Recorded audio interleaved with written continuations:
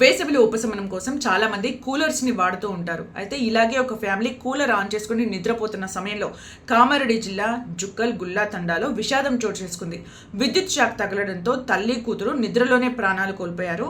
కూతురు కాలు వెళ్ళి కూలర్కి తాకడం, విద్యుత్ షాక్కి గురవ్వడం, పక్కనే పడుకున్న మమ్మీకి కూడా విద్యుత్ షాక్ తగలడంతో వాళ్ళిద్దరూ నిద్రలోనే ప్రాణాలు కోల్పోయారు.